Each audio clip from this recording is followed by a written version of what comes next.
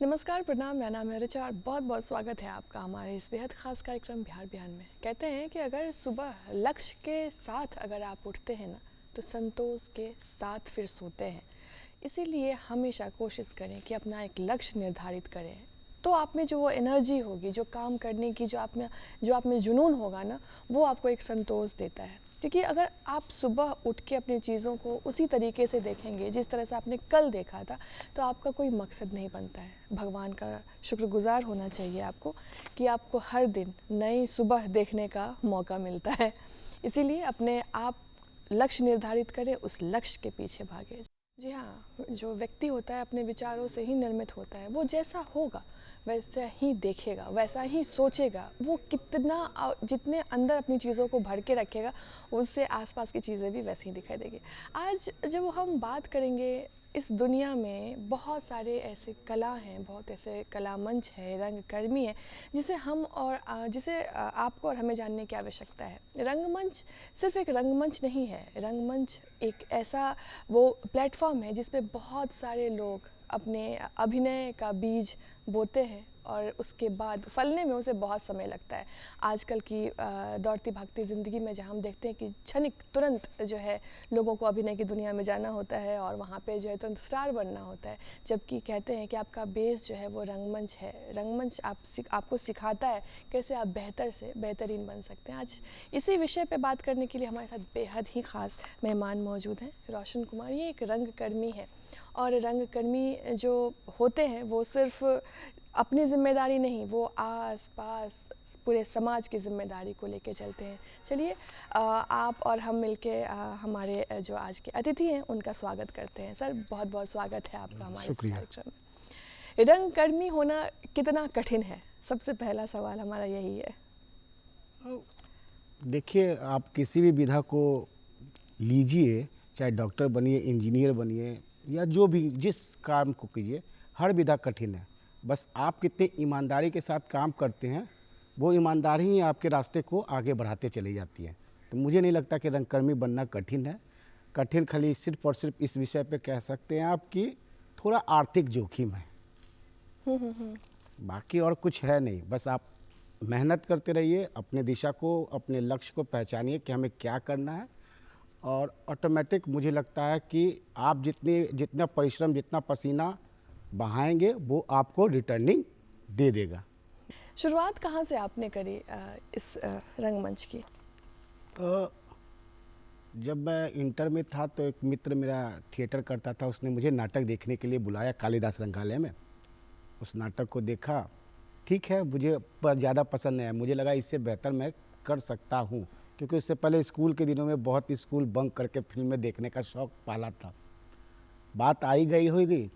एक कोचिंग था, हमारे सर थे, सर ने कहा कि नाटक करोगे? मैंने कहा कि हाँ, क्यों नहीं, कर लेंगे, करते हैं। तो उन्हीं के साथ हमने एफ.एस. सेरानी जी का लिखा हुआ था नाटक भंवर, जो अलीगढ़ मुस्लिम यूनिवर्सिटी में सर हमारे पढ़ते थे, सुमनी के, वो वहाँ किए थे। उन्होंने उसका नाटक किया कालिदास रंगालय में। बहुत शाबाशी मिली, वाहवाही मिली। मुझे लगा कि मैं तो स्टार हो गया हूँ। उसके बाद ख़त्म। उसके बाद फिर पुनः हमारे भैया है जिनके साथ मैंने नाटक किया था, मृत्युंजय भैया, वो मुझे लेके चले गए निर्माण कला मंच। वहाँ से जो यात्रा शुरू हुई वो लगातार अभी तक जारी है। क्या बात है। सबसे पहला ब्रेक आपको वहीं से मिला? सुमन ए के सर ने दिया मुझे। अच्छा, तो कैसा वो अनुभव कैसा था? सारे सीनियर जो थे वो सारे लोग मुझे सिखाते थे, ऐसे करो, वैसे करो, इस तरीके से करो, ऐसा होता है। और उस अनुभव में जो भी सीखा, जो जितना भी हमें बताया गया, मैं करता गया। और लास्ट में जब नाटक का प्रेजेंटेशन हुआ तो सबने कहा कि तुमने बहुत ही अच्छा कर दिया। पता नहीं, मुझे नहीं मालूम, वो मेरे पास है भी नहीं उसकी कुछ यादें क्या, मन में यादें हैं, बाकी उसका कुछ नहीं है। तो वो नाटक मेरे जीवन का सबसे बड़ा ब्रेक थ्रू है, और मैं उस नाटक को अपना जीवन का सबसे बेहतर नाटक मानता हूँ, क्योंकि पहला नाटक, पहला अभिनय, पहला डायलॉग, और उसमें भी हीरो बने हुए थे, तो अच्छा लग रहा था। बिल्कुल। आज के ज़माने में जब हम बात करते हैं रंगमंच की, तो उसके बाद आता है कि वेब सीरीज़ और सोशल मीडिया, तो कितना अलग पाते हैं आप? अलग अलग प्लेटफॉर्म है तो अलग अलग दुश्वारियाँ हैं, अलग अलग चीज़ें होंगी। आप क्या करना चाहते हैं ये आप पे डिपेंड करता है, मुझे ऐसा लगता है। और चीज़ें सेम सेम है, बस यहाँ पे रंगमंच में हम ऑडियंस के सामने एक्ट करते हैं, और ओटीटी प्लेटफॉर्म हो या फिल्में हो उसमें हम कैमरा के सामने एक्ट करते हैं। तो आपको ये बेसिक चीज़ें पता होना चाहिए कि कहाँ हम टेक्निकल कर सकते हैं और कहाँ हमें लाइव होना है। अगर इस चीज़ को समझ लें तो थोड़ी सी आसानी हो जाती है, तो बाकी चार सारी चीज़ें एक सेम एक जैसी ही हैं।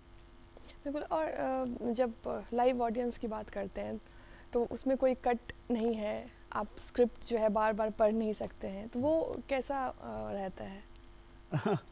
उसके लिए तो लगातार 15-20 दिन, 1 महीने, 2 महीने का वर्कशॉप जैसा एक स्क्रिप्ट रीडिंग होती है। आप याद करते हैं, आप लगातार चीज़ों को एक्सप्लोर करते रहते हैं, किस तरीके से कैसे डायलॉग बोला जाए, क्या मूवमेंट लिया जाए, तो वो आदत में शुमार हो जाती है। एक कंटिन्यूटी में कहते हैं ना, 21 दिन तक कोई एक आदत को ढालिए तो 21 दिन में आप परिपक्व हो जाते हैं, तो वैसे ही आदत में आपका शुमार हो जाता है। जबकि ओटीटी और कैमरा में तो ये समस्या है नहीं, आपके पास स्क्रिप्ट मिली और आप परफॉर्म कीजिए।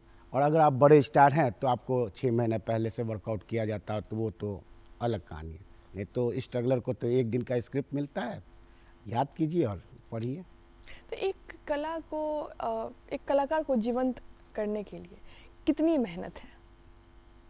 अ, यह सवाल बहुत दुरूह है, कष्टकारी है, क्योंकि कला का कौन सा माध्यम सबसे बेहतर है, कौन सा अभिनय पसंद आ जाए लोगों को, ये कोई पैमाना है नहीं। अभी तक तो ऐसा कोई पैमाना नहीं हुआ। आपको लगे कि मैंने ये काम बहुत बेहतर किया है, हो सकता है वो काम सबसे घटिया हो, और जो काम सबसे घटिया समझ रहे हो वो काम सबसे बेहतर निकल जाए। ऐसे इसलिए कुछ है नहीं कि कैसे कला को जीवंत बनाया जाए, कैसे बेहतर किया जाए। नहीं, आपने जितना पढ़ा है, जितने कैरेक्टर को जिया है, कितना रिसर्च किया उस कैरेक्टर को लेके, वो आपके कला, आपके आवाज़ को, आपके कला को, आपके बॉडी को एक शेप देता है, और वो आपके सामने प्रेजेंट होता है। आप कितना मेहनत करते हैं ये ऑडियंस तय कर देगी कि आपने बहुत अच्छा किया। कभी कभी सोचो भी कीजिएगा तो लोग कहेंगे कि बहुत बढ़िया, क्या काम कर दिया आपने। बिल्कुल बिल्कुल। तो रंग मंच पे आपको सबसे बड़ी चुनौती अभी तक में क्या लगी? ये सबसे चुनौती है लेकिन इसको अच्छे से निपटाना है। सबसे बड़ी चुनौती अगर कहेंगे रंगकर्मियों के जीवन में है तो वो है आर्थिक समस्या, वो सबसे बड़ी समस्या है। और लड़ाई हमारी लगता है कि हमारे घर से शुरू होती है। हमें समाज से और बाहर से नहीं लड़ना है, हमें घर से लड़ना होता है। घर में माता पिता पूछते हैं कि कर क्या रहे हो, चलो यही करना है, तुम करो, होगा क्या इससे, सही। कब आएगा पैसा, कब दोगे पैसा। तो ये सबसे बड़ी समस्या, और इस समस्या से निपटने का मुझे ऐसा लगता है, मैंने अपने जीवन में इम्प्लीमेंट किया इसको, कि अभिनय के साथ साथ आप एक क्या कहते हैं उसे, अलग विधा भी पकड़ लीजिए। जैसे हारमोनियम, म्यूजिक बजाना सीख लीजिए, लाइट करना सीखिए, सेट बनाना सीखिए, मेकअप करना सीखिए। ये आपको एक सपोर्ट देगा ताकि आप अपने पैशन को जिंदा रखें। क्योंकि अभिनय क्या कहते हैं इसे, सफलता मिलनी है एक दिन, वो दिन कब आएगा इसकी गारंटी किसी के पास नहीं है। उस एक दिन के लिए मेहनत कीजिए, तब तक कीजिए जब तक वो दिन ना आ जाए। बिल्कुल। हमने जो कुछ फोटोग्राफ्स देखे उसमें नुक्कड़ नाटक भी आपने परफॉर्म जी। किया हुआ है, तो ये जो रंगमंच है समाज को कितना कंट्रीब्यूट करता है?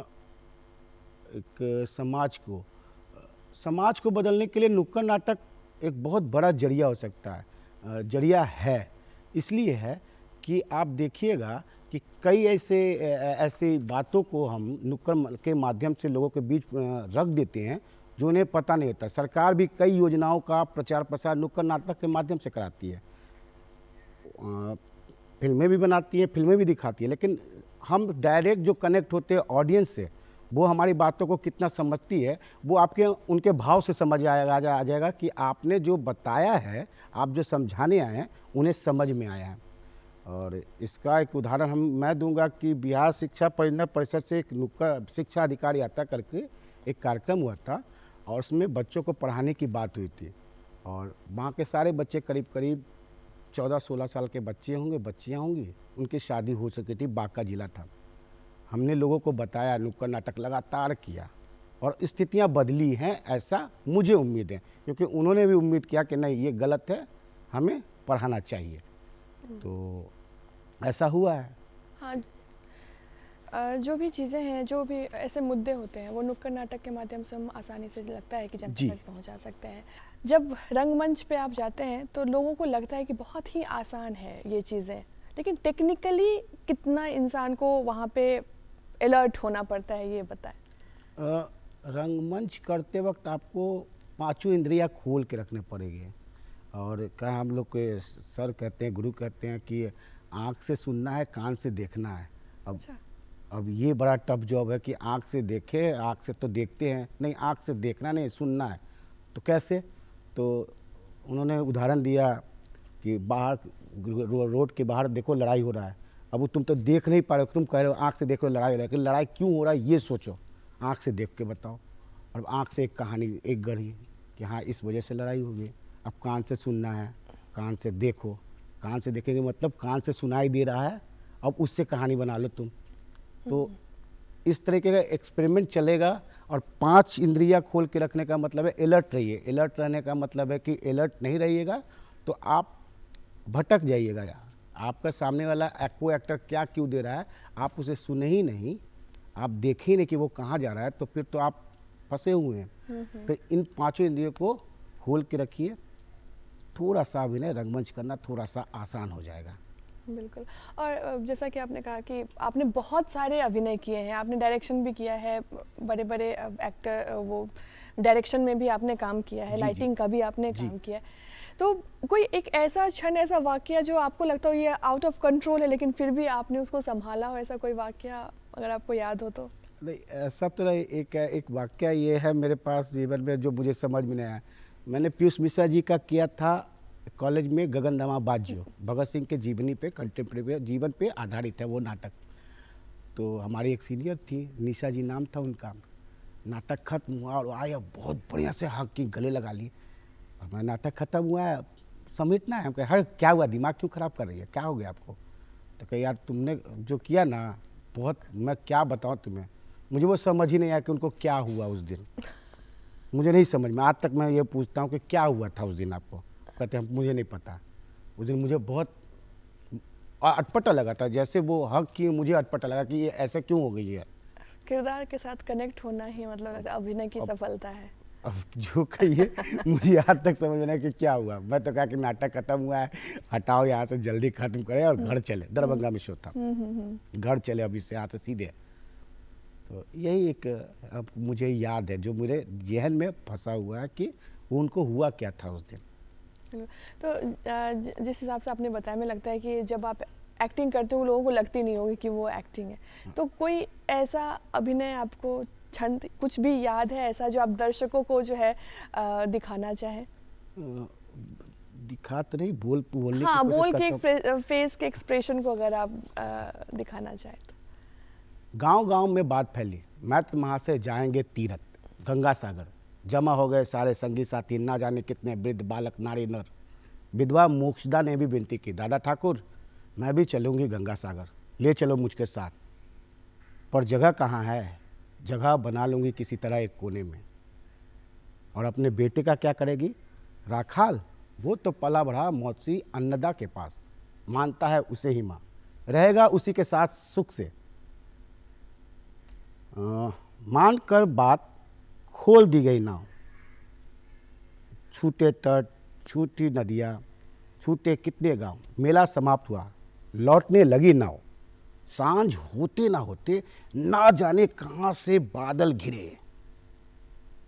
सॉरी। बहुत उम्दा। बहुत बढ़िया। यही है कि देखिए, अगर आप किसी भी किरदार में जाते हैं तो आप उस किरदार के हो जाते हैं, हमें ऐसा हाँ, लगता है। ऐसा कोशिश किया जाता है, होते तो नहीं है, कोशिश किया जाता है कि हम उसकी मन स्थिति को पकड़कर हम एक्ट कर लें। अगर मन स्थिति पकड़ लिए तो आपके पास बॉडी में ऑटोमेटिक वो चीज़ें चलने लगती। जैसे अभी हम आपसे बात करते वक्त भी मेरे दिमाग में कुछ इसके बाद क्या बोलना है, नहीं बोलना है, क्या अगला सवाल क्या आएगा, किस तरह रिएक्ट करें, ये सबकॉन्शियस में चल रहा है। तो अभिनय करते वक्त या नाटक करते वक्त भी जिस कैरेक्टर का, जिस पात्र को कर रहे हैं हम, उसका सबकॉन्शियस अगर आपके दिमाग में चल रहा है तो मुझे लगता है वो जीवंत हो जाता है, या होने की कोशिश आपको लगती है कि ये जीवंत कर रहा है। बिल्कुल। और जब आपने इतने सारे एक्ट किए हैं तो कोई ऐसा एक्ट, वैसे तो हर एक एक्ट दिल के करीब होता है, लेकिन कुछ ऐसा जिसमें आपने बहुत ज़्यादा मेहनत की हो, ऐसा कोई एक्ट आपको याद हो? क्योंकि आप बहुत समय से 2009 से आप काम कर रहे हैं। देखिए, हम खुद को जज तो नहीं कर पाएंगे, जज तो सामने वाला ही करेगा। बिल्कुल। और हर नाटक अच्छे होते हैं, हर नाटक में लगता है कि हमने बेहतर किया। इन दिनों निर्देशक बनने की कोशिश कर रहा हूँ, चाहा हूँ, उसमें मैं अपना बेहतर करने की कोशिश करता हूँ। उसमें मैं आप बोलूँगा कि मैं दिल से तैयार किया था। भगत सिंह उस समय 23-24 साल का हूँ, मैं भी था 23-24 साल के, वो भी थे, तो थोड़ा कनेक्ट हो गया ज़्यादा, तो उन पर ज़्यादा मेहनत किया कि कैसे बात करते होंगे। हम लोग भी उसी एज के हैं, वो भी उसी एज में वहाँ चले गए, तो हम लोगों ने जो दोस्त थे, सारे दोस्त उसी एज ग्रुप के थे। हम लोगों ने अलग इंटरप्रिटेशन के साथ उनको खोजा, जैसे खोज सकते हैं कि कोई आप बात करते होंगे, और बात तो हम ही जैसा करते होंगे, चाहे कुछ अलग इस तरीके से वो क्रांति की बात करते होंगे, हम लोग नाटक की बात करते हैं। तो उस पर हमने ज़्यादा मेहनत किया, और उसी को मेहनत को मुझे लगा कि नहीं किया जा सकता है, तो ठीक है। और अभिनय तो मैं नाटक तो लगता है अभिनय करते वक्त सब में कोशिश करते कि बेहतर हो, तो कभी बेहतर लगता है, कभी बेहतर नहीं लगता है। बिल्कुल। दर्शकों की प्रतिक्रिया को किस तरीके से संभालते हैं? क्योंकि ये बहुत बड़ा है, क्योंकि वहाँ पे आप तुरंत पर्दा नहीं गिरा सकते कि मुझे हंसी आ गई या फिर मुझे गुस्सा आ गया, तो उस प्रतिक्रिया को किस तरीके से? नहीं, थिएटर में क्या कि हम आदान प्रदान कर रहे हैं, बॉल पासिंग कर रहे हैं। अगर हमने रोने के सीन पे अगर दुकान सीन है और पब्लिक कनेक्ट करके रो रही है, तो आपको वो क्या कहते हैं, वो आपको कनेक्ट करिए, आपको बॉल पासिंग कर रही है, आपको और इंटरेस्ट लगेगा कि नहीं, मैं जो कर रहा हूँ वह बेहतर कर रहा हूँ। हाँ, उसमें कहीं कहीं आपको लाफ्टर भी मिल सकता है। ये जो समस्या है, इसका कोई इलाज हमारे पास नहीं है, और उस वक्त आप वही अपने आप को अगर ना बचा के रखे तो आप उसमें बहिए, चाहे नाटक की ओर बहिए। आजकल के युवा भी अभिनय के क्षेत्र में जाना चाहते हैं, रंगकर्मी बनना चाहते हैं, बगावत करना चाहते हैं, लेकिन वो अपनी पोटली में क्या रखे, ये आप अपने अनुभव से बताएं। मेरे हिसाब से तो धैर्य सबसे बहुत ज़रूरी है, कि धैर्य नहीं रखिएगा तो कोई शॉर्टकट जैसा कुछ है नहीं। आपको आगे बढ़ने के लिए कोई भी विधा, जैसे आप मैट्रिक पास करते हैं तो 10 सालों का गैप होता है, 10 साल लगता है मैट्रिक पास करने में। तो रंगमंच करने या अभिनय करना चाहते हैं तो एक गैप तो लेगा, वो भी तो एक टाइम लेगा। वो टाइम कभी 2 साल में आ सकता है, कभी 4 साल में भी आ सकता है, कभी 10 साल भी लग सकते हैं। मैंने कई लोगों के इंटरव्यू सुने हैं जो सीनियर हमारे NSD से पास आउट हुए होंगे, उन्होंने कहा मैंने 20 साल मुंबई में स्ट्रगल किया, तब जाकर मेरे पास काम आना शुरू हुआ। तो उन्हें वो ऑलरेडी ट्रेनिंग ले के आ रहे हैं, तब 20 साल उन्हें लग रहा है। आप बिना ट्रेनिंग के जा रहे हैं और आप शॉर्टकट सोचेंगे तो ऐसा कुछ है नहीं। हाँ, आज पहले से ज़्यादा सुविधाएं आपके पास है। कैसे है? तो आपके पास अब यूट्यूब है, इंस्टा है, OTT है, लोकल चैनल है, आपके पास ऑप्शन हैं। लेकिन आप एक काम अच्छा है, 2 काम कीजिए या 3 काम, लेकिन आपके पास रेंज नहीं होगी। दुकान में अगर साड़ियों की रेंज नहीं होगी तो दुकान की कोई कीमत नहीं होगी। तो अपने पास ढेर सारे रेंज रखिए, ढेर सारे किताबें पढ़िए, उससे आपको रेंज मिलेगा। किताबों की जब बात करते हैं तो आपको कौन सी किताबें पढ़ना ज़्यादा पसंद है? मुझे तो नाटकें पढ़ना पसंद है कि नाटक अच्छा क्या कहें। अभी मैं एक वानप्रस्थ में एक नाटक पढ़ रहा हूँ। उड़ीसा के एक विजय मिश्र जी हैं, उनके क्या कहते हैं, जो माता पिता को छोड़ देते हैं आश्रम में, वृद्ध आश्रम में पहुँचा देते हैं, उस पे आधारित एक का नाटक उन्होंने लिखा है और उसे पढ़ रहा हूँ। और साहित्य अकादमी से अवार्ड भी मिला हुआ इस बुक को, उस नाटक को। उसे करने की इच्छा है तो उस पर मैं अपना वर्कआउट शुरू कर रहा हूँ उसे। तो देखिए क्या होता है उससे। कोई ऐसा एक नाटक या एक नाटक की किताब जो आप दर्शकों को भी सजेस्ट करना चाहिए कि ये आप पढ़िए, वैसा ऐसा कोई नाटक है? ऐसा जब नाटक अगर आप देखिए, हर नाटक का टेक्सचर और कलर या शब्द अलग अलग है। अगर आप मैं मुझसे कोई पूछे तो मोहन राकेश के आधे अधूरे नहीं आषाढ़ का एक दिन कहूँगा। क्यों पढ़ना आषाढ़ का एक दिन? वो शब्दों का जो माया जाल है ना, उन्होंने मोहन राकेश जी ने शब्दों का माया जाल लिखा है जिस तरीके से, वो बड़ा अटपटा लगेगा आपको। अटपटा इस सेंस में कि ऐसा तो मैंने कभी पढ़ा ही नहीं है। पहला ही डायलॉग है कि आषाढ़ का ऐसा दिन, आषाढ़ की पहला दिन और ऐसी वर्षा माँ, आप ऐसा कोई राइम आपको मिलेगा ही नहीं। आपको ऐसा कोई कहानी आपने जितना भी पढ़ा होगा मिलेगा नहीं। सीधा सीधा है, हाँ ऐसा हुआ था वैसा हुआ था। तो मुझे लगता है कि वो लोगों को पढ़नी चाहिए एक बार। बहुत सस्ती बुक है, 19-20 रुपये में मिल जाती है, और वो एक बार पढ़ लेनी चाहिए कि ऐसे भी शब्दों की कलाकारी हो सकती है। बिल्कुल, वो कहते हैं कि शब्दों का जो चित्र है तो वो किस तरीके से हर कोई अब वो बनाता दृश्य दिखेगा आपको कि ऐसा हो सकता, ऐसा हो रहा है हमारे साथ। है। बिल्कुल। रोशन जी, जब हम अभिनय की दुनिया में जाते हैं, रंगकर्मी बनते हैं, पर्सनल लाइफ कितना इफेक्ट होता है ये और कितना प्रेशर होता है? मैं अपना ही बताऊं, मैं घर में ये कहता हूं कि तुम मुझे अपॉइंटमेंट दे दो कि कौन कौन तारीख को क्या क्या काम करना है। मेरे से बिना पूछे कोई काम करोगे तो मेरे पास काम होगा तो मैं फंस जाता हूँ। सही। तो मेरे घर में मैं लगातार इस बात पर लड़ाई करता हूँ, तुम मुझे मेरा डेट बुक कर लो, या मैं अपना बुकिंग मेरा है तो मैं डेट बोल देता हूँ कि इस तारीख को मैं नहीं हूँ, बाकी तुम देख लो क्या है।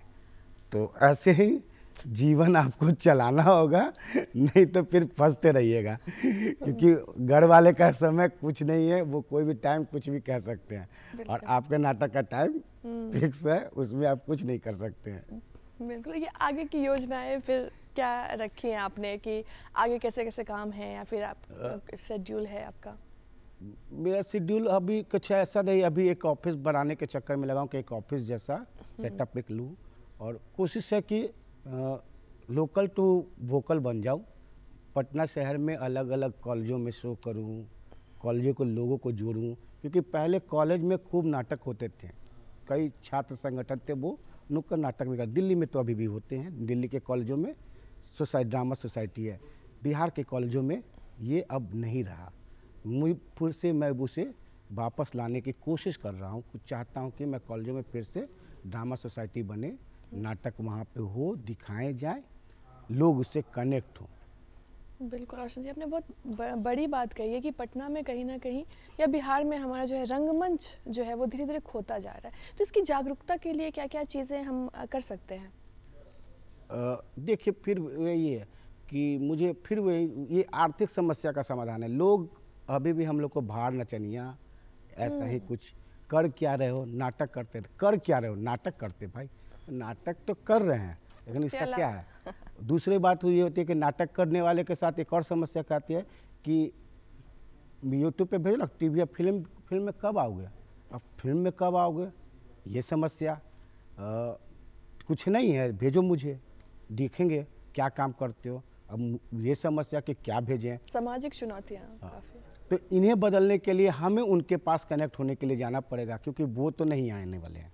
हम उनके पास अगर चले जाएं किसी तरीके से, क्या ऑप्शन होगा ये नहीं मालूम, ये आप खोज लीजिए और उनके पास चलें, उन्हें दिखाएं, तो शायद समस्याएं या चुनौतियां बदल जाएं, हम उन्हें बेहतर तरीके से रंगमंच के बारे में बता पाएँ। बिल्कुल। तो क्या इस रंगमंच को हम एज ए प्रोफेशन चुन सकते हैं, या फिर आज के बच्चे अगर चुनना चाहें तो? बिल्कुल चुने, बिल्कुल चुने। और वो जो लोग सफल हुए हैं उन्हें लगातार ये बात करनी चाहिए कि आप रंगमंच करके भी सरवाइव कर सकते हैं। हाँ, आपके सपने बड़े हैं, आप हीरो बनना चाहते हैं तो उसकी चुनौतियाँ अलग हैं। आप सरवाइव करना चाहते हैं, इसी विधा से आप कमाना चाहते हैं, कुछ पैसे अर्न करना चाहते हैं, उसकी समस्या वो विधा अलग है। आप स्कूल में ड्रामा टीचर बन सकते हैं, 30 से 40 हज़ार रुपये आप में मिल सकते हैं, आप वहाँ पे भी ड्रामा ही कर रहे हैं। देखिए, रंगमंच अब मंच पर करना ही जरूरी नहीं है, मंच के बाहर भी रंगमंच ही कर रहे हैं आप। तो लोगों ने रंगमंच का मतलब सिर्फ ये समझा कि मंच पर मैं हूँ तो मैं रंगमंच कर रहा हूँ, मंच से नीचे जैसे ही उतरा, आप एक अच्छे दर्शक बन के भी रंगमंच की सेवा कर सकते हैं। बिल्कुल बिल्कुल। और ये बहुत बड़ी बात है कि दर्शक जो है, जैसे अब OTT है, मूवीज़ है, उसमें चले जाते हैं, लेकिन रंगमंच तक उनको लाना नाटक दिखाना आज भी इतना मुश्किल क्यों लग रहा है? आज भी मतलब वो बड़े बड़े टिकट्स ले रहे हैं, हज़ारों के टिकट्स वो खरीद ले रहे हैं, इवन 1000 रुपया लेके वो वेट कर ले रहे हैं, जो बाहर के भी आर्टिस्ट हैं या फिर जो भी आते हैं। लेकिन रंगमंच तक आना और रंगकर्मी को सपोर्ट करना इतना मुश्किल क्यों है 50 रुपए के टिकट को लेके? घर की मुर्गी दाल बराबर। और दूसरी बात ब्रांडिंग। अगर हम अपने नाटकों में बड़े स्टार लेके आते हैं तो मुझे लगता है कि वही नाटक का टिकट 2000-4000 में बिक जाए, 5000 ले लोग। और लोकल हैं तो लोकल का तो मैं नहीं बोला कि घर की मुर्गी दाल बराबर, टिकट लेना ही नहीं चाहते हैं। और टिकट बेचने के प्रयास भी हम लोगों ने करना छोड़ दिया है। अच्छा, उससे ऑडियंस पे इफ़ेक्ट पड़ता है, ऑडियंस लगती है कि नहीं आ रहे हैं।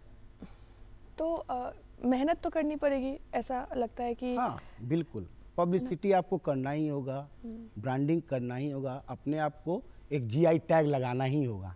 लगा लेंगे तो मुझे लगता है कि थोड़ा सा बेहतर हो सकता है।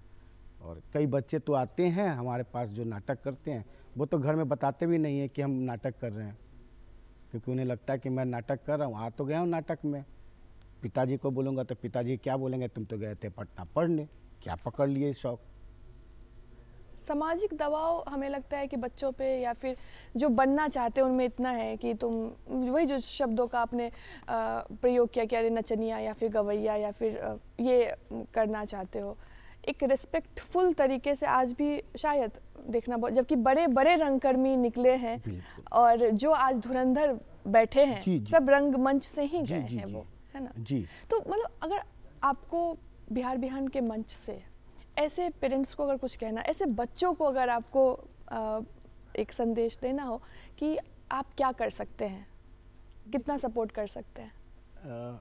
आए बच्चे आए, जो बच्चे आएंगे उसे जो संभव हो सकते हैं, जहाँ तक जा सकते हैं, ड्रामा स्कूल जाना है ड्रामा स्कूल की तैयारी करा सकते हैं, पीजी करना चाहते हैं पीजी करवा सकते हैं, प्रोफेसर पीएचडी करना चाहते हैं पीएचडी कर लीजिए, आपके पास ऑप्शन है। टीचर बनना चाहते हैं टीचर बन सकते हैं, हारमोनियम बजाना चाहते हैं म्यूजिक करना चाहते हैं म्यूजिक कर सकते हैं, ऑप्शन है। ऑप्शन आपको बताना होगा बच्चों को। अगर बच्चे को आप ये ऑप्शन दे देंगे कि आप यहाँ भी जा सकते हैं यहाँ भी जा सकते हैं ये भी कर सकते हैं, तो मुझे लगता है कि सफल हो जाएगा। देखिए बच्चे, माता पिता अपने बच्चे से यही चाहते हैं कि मेरे बाद उनका जीवन भी सफल रहे, अब आराम से जी खा ले, यही उनका एक इच्छा होती है। हाँ, डॉक्टर इंजीनियर बनाना सबका सपना होगा, तो चलिए यहाँ से भी बच्चा अगर अपने माता पिता को देखते हुए अपना परिवार चला ले, कोई समस्या नहीं होगी। ये चीज़ें उन्हें बतानी होगी। उन्होंने सिर्फ और सिर्फ एक ही चीज़ समझ लिया है, अभिनय कीजिए, हीरो बनिए, ग्लैमर लाइफ देखिए, शोहरत देखिए, थोड़ी सी इस पे अपने आप को नीचे थोड़ा सा संतुष्ट कर लीजिए कि चलो यहाँ तक, यहाँ से आगे बढ़ेंगे। बोमन ईरानी जी लगता है 60 साल में गए थे फिल्म इंडस्ट्री। बिल्कुल। तो आप 60 साल में भी जा सकते हैं, कोई बड़ा इशू नहीं है। और आपको हीरो बनना है तो फिर जाइए। हाँ, वो मतलब वो आपने अगर पैरामीटर सेट कर लिए कि हमको यहाँ ही जाना है, उसके अलावा नहीं कुछ करना है, तब तो आप फिर आप स्वतंत्र, आप जा सकते हैं। आप फिर अपने आप को जितना फिर पोटली में धैर्य रखिएगा उतना अच्छी बात है। बिल्कुल। हम भी चाहेंगे कि बिहार से कोई हीरो बने। वो एक कहीं पे हमने भी सुना था कि लोग को शाहरुख खान पसंद है, लेकिन बनता हुआ शाहरुख खान किसी को भी नहीं पसंद आता है कि वो स्ट्रगल कैसे करेगा, कैसे बाहर जाएगा। स्ट्रगल, शाहरुख खान का स्ट्रगल कोई जानता ही नहीं है। वो तो सिर्फ शाहरुख खान को देखा, शाहरुख खान स्टार है, उन्होंने भी स्ट्रगल तो किया है दिल्ली में। बिल्कुल बिल्कुल बिल्कुल, और बहुत ज़्यादा स्ट्रगल किया है उन्होंने। तो बिहार में क्या इस क्षेत्र में आगे बढ़ा जा सकता है? बिल्कुल, बेशक, मुझे कहीं कोई कतई शक नहीं है कि बिहार में आप आगे इस विधा को लेकर नहीं बढ़ सकते। बस अपने विजन को क्लियर रखिए, कैसे आप अपने आप को इन्हांस करेंगे, ये सोचना आपकी जिम्मेदारी है। मैं ये लगातार बोल रहा हूँ, आपकी जिम्मेदारी है। आपकी जिम्मेदारी सिर्फ मेरी नहीं है, आपकी भी है, दर्शक की भी है, जो सपोर्टर हैं उनकी भी है, जो क्रू मेंबर है उनकी भी है। ये सारे लोग मिल के अगर एक विजन पे काम करें या अपने अपने सेल्फ विजन पे भी काम करेंगे तो आगे बढ़ा जा सकता है। बिल्कुल। और अभी जो अगर हम लोग बात करें, जैसे OTT की हमने बात करी, फिल्म की बात करी, आपने से पहले भी कहा कि किरदार कोई भी हो, कभी भी किसी को कुछ भी पसंद आ सकता है। आपने बहुत मेहनत की, वो लोगों को पसंद नहीं आएगा, आपने कुछ भी मेहनत नहीं की तो लोग बहुत तारीफ करने लगते हैं। अंतिम सवाल आपसे यही पूछना चाहेंगे कि आज हीरो बनना अगर लोग ना चाहें तो साइड कैरेक्टर भी बहुत इंपॉर्टेंट रखता है। बिल्कुल। तो ऐसे बच्चे जो कि हीरो ही बनना है का लेके चलते हैं कि हमको यही बनना है, तो उनके लिए क्या कहना चाहेंगे कि आपके लिए और भी जो किरदार हैं वो कितने महत्वपूर्ण हैं?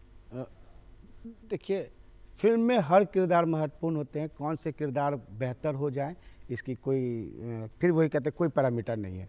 आप देखने गए रणबीर कपूर को और दिख गया कोई और, तो ऐसे चीज़ें भी चलती रहती हैं। तो आप हीरो के साथ साथ उस कैरेक्टर पे भी अपने काम पे पूरा फोकस रखिए, अपने काम को पूरी ईमानदारी से कीजिए। और मैं लगातार इस बात पे पूरी तरीके से अडिग हूँ कि ईमानदारी आपको वापस रिटर्निंग होती है, कर्मा इज थ्रो बैक करती है। वो आप जितना मेहनत करेंगे वो आपको रिटर्न देगा, 100% देगा। इस विश्वास के साथ आप किसी भी काम में लग जाइए, देख लीजिएगा। ये मुझे लगता है मेरे जीवन में तो ये हुआ है। और एक और बस लास्ट सवाल ये है, जी। क्योंकि आपसे जो बातें हो रही है वो सच में ऐसा लग रहा है कि ख़त्म ना ही हो लेकिन एक ऐसा सवाल, एक कोई ऐसा नाटक या कोई ऐसा किरदार जो आप अपने जीवन में करना चाहते हैं, आपको लगता है कि ये मेरा जो एक किरदार है, ये एक बार मौका मिले तो किया जा सकता है? मैं बेहतर अभिनेता खुद को नहीं मानता। देखिए, कोई भी अभिनेता अपने आप को बेहतर नहीं मानता, और जो सबसे बड़ी विडंबना है, जो बेहतर होते हैं वो अपने आप को बेहतर नहीं मानते। मैं खुद को बेहतर अभिनेता नहीं मानता, पर इसलिए नहीं मानता कि मुझे नहीं लगता कि मैं अभिनेता बेहतर हूँ। हाँ, नाटक अगर आप कहेंगे तो मैं घासीराम कोतवाल में एक नाटक है, घासीराम कोतवाल, विजय तेंदुलकर जी का लिखा हुआ, उसमें घासीराम का कैरेक्टर मैंने किया था और मैं उसे फिर से करना चाहता हूँ, बार बार करना चाहता हूँ। जी। क्योंकि मुझे लगता है कि उसमें अभी और कुछ मेरे से बचा हुआ और कुछ हो सकता है उसमें। इम्प्रोवाइजिंग बहुत। हाँ, नहीं इम्प्रोवाइज नहीं, और कुछ और कैरेक्टर निकाला जा सकता है, और उसमें कुछ हम मिस किए हैं, उसको और बेहतर किया जा सकता है। उसका मैंने 2 प्रदर्शन किया है और मुझे लगता है कि अभी भी उसमें मिसिंग है मेरे जीवन में कुछ। और फिर मिलेगा मौका, मैं फिर उसको एक्सप्लोर करना चाहूँगा कि नहीं ऐसे नहीं, इस बार इस तरीके से आता हूँ। जी। तो मैं वो घासीराम करना चाहूँगा। चलिए, बहुत बढ़िया। रोशन जी, आप हमारे शो में आए, आपने इतनी अच्छी बातें और इतने दिल से आपने बातें कही, आपका बहुत बहुत शुक्रिया। शुक्रिया आपका भी। उम्मीद करते हैं कि आपको हमारा आज का कार्यक्रम बहुत ही अच्छा लगा होगा, और ये भी उम्मीद करते हैं कि अगर आप अभिनय के क्षेत्र में जाना चाहते हैं, रंगमंच से जुड़ना चाहते हैं, तो ज़रूर अपने जीवन में जुड़िए, क्योंकि ये बहुत बेहतरीन मौका है खुद को बेहतर बनाने का। और आज का कार्यक्रम आपको कैसा लगा हमें ज़रूर लिख के बताइए।